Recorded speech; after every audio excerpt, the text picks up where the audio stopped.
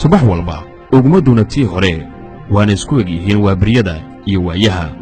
wuxuu ka soo tusaa guri bacyo iyo qoryo ka samaysan oo ku yaal duleedka magaalada Muqdisho wuxuu ka soo barkacay Shabeellaha Hoose wuxuu ku nagaaday halkan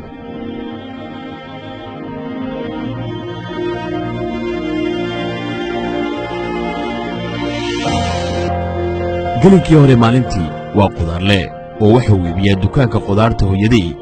si nolosha qoyskiisa u maareeyo una soo saaro quutaryoomkooda subaxda markaan soo kaco waxaan kaalmeeyaa hooyadii oo miis ku gado xaafadda intay iyadii adeeg ku maqan tahay miis u sii fiirshaa kadib markay imaato aniga duurada camal saaxiibadey isku mid daaliyaa laakiin galabtii waxaan aadaa kubadda cagta sidaa saaxiibadey kubadda ooda dheelo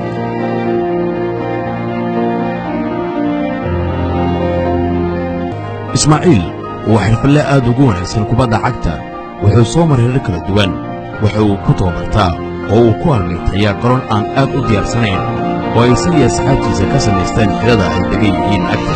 wuxuu hami badan u hayaa inuu heer ka gaaro kubadda cagta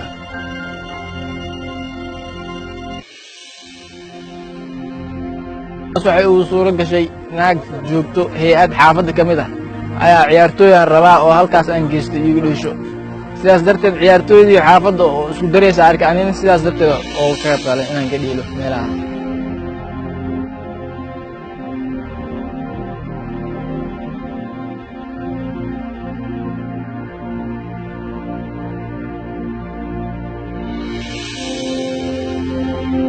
waxaanaya wada ciyaareen waa la isku dhiibay waa ra'yi ku jira markan ciyaaryahan kale marka 12aad ee kooxda kubadda cagta ee midnimo waa kan waraja wanaag afkore dalinta ganaxa أحسن جول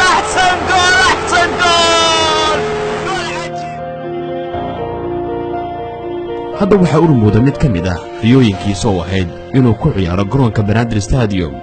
wuxuu ka qayb galay tartanka loogu magac daray tartanka barakacayaasha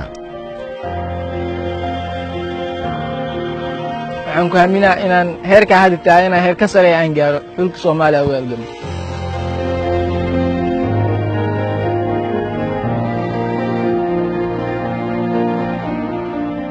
xirfadda uu leeyahay Ismaaciil ayaa dhaxalsiisay inuu noqdo ciyaaryahanka ugu wanaagsan tartankaasi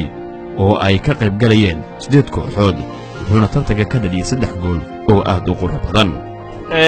Ismaaciil ayaa markaa la guddoonsiinayaa ciyaaryahanka ugu fiican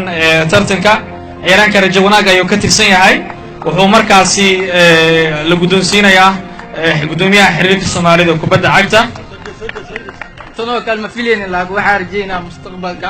tan mid ka dambe inaan tan mid ka fiican inaan gaaro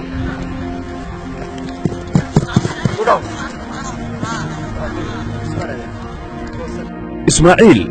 ayaa ka dhabeeyay mid ka mid ah riyooyinkiisa ugu waaweynaa oo ahayd inuu u ciyaaro qaranka Soomaaliya iyadoo hadafkiisa uu gaaro ugu dambeyn kadib markii uu matalay 7 jirada qaranka Soomaaliya tartankii bariga bartamaha Afrika ee lagu qabtay dalka Burundi iyadoo laacibkani uu dhowr kulan u ciyaaray tartankaasi waxaana xusad mudnayd in uu xidigani uu door weyn ka geystay ciyaartii ugu dambeysay finaalka Soomaaliya iyo Tanzania Suudaan inkastoo xulka Soomaaliya lagu lagday 2 gool yabar ودي باشا سياوتا باشا وحول عياري اسماعيل ولي اسماعيل قد يصير اسماعيل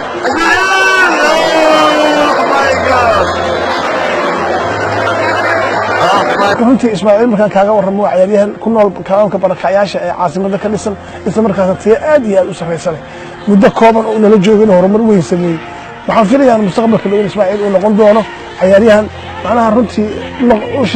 shuclad ciyaartooyda fiicis ah oo dalka inay ku soo hirtaan kuwa kale ee barakacayaasha ah riyadu waxay noqon kartaa marka aad dadaal u gasho inaad xaqiijiso dad badan oo dunida magac iyo maamuus ka sameeyay waxay noloshooda ka soo bilaabeen meel hoose